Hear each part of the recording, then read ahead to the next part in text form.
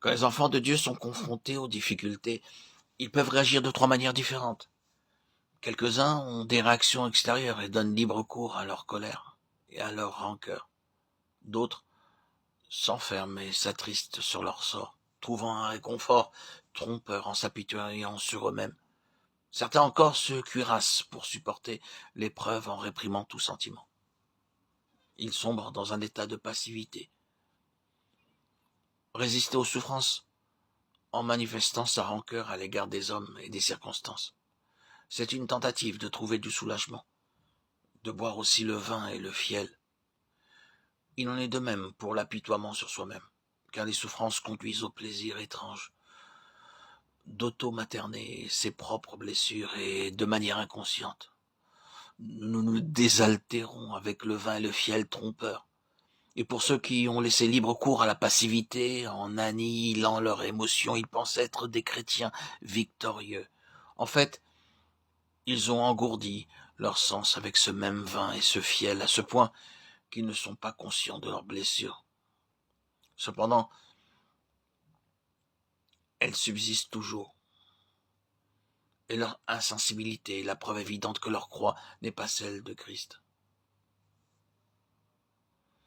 Le châtiment de la croix consistait à faire agoniser un homme jusqu'à la mort, mais il était d'usage d'atténuer leurs souffrances, les souffrances des crucifiés, en leur faisant boire du fiel mêlé de vin ou de vinaigre.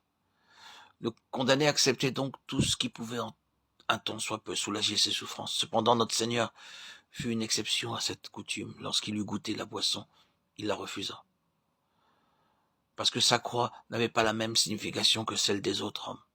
Les autres pouvaient éprouver du ressentiment à l'égard de ceux qui les avaient condamnés à une telle mort, mais aucune ombre n'obscurcissait l'âme de Jésus, et son esprit était tellement libre qu'il pardonnait même à ses tortionnaires. Dans cette situation, il a pu prier ainsi: Père, pardonne-leur, car ils ne savent pas ce qu'ils font. Cet homme avait été faussement accusé, flagellé, insulté, il avait été rejeté par les pécheurs, même par un pécheur cloué sur une croix. Mais rien n'a émergé de lui-même pour lui faire désirer un quelconque soulagement de ses souffrances.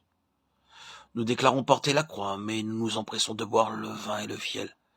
Soyons bien conscients de cette vérité. Si nous avons besoin d'un quelconque antalgique, la croix que nous portons n'est pas celle de Christ. Il était tout aussi sensible que nous-mêmes à la souffrance. Mais il ne s'est pas irrité à cause de ses souffrances. Il les a volontairement acceptées. Oh, combien nous nous trahissons souvent nous-mêmes. Combien nous aspirons au soulagement de nos peines. Combien nous aimons une manifestation de sympathie. Nous avons une soif insatiable de réconfort, nous y aspirons de quelque part qu'il puisse venir et nous sommes contrits s'il ne nous est pas librement accordé. Comment pouvons-nous aspirer à cela si nous avons trouvé notre satisfaction en Dieu et notre plaisir à faire sa volonté? Aucune de ces aspirations de l'âme ne peuvent se mêler aux souffrances pures de notre Seigneur.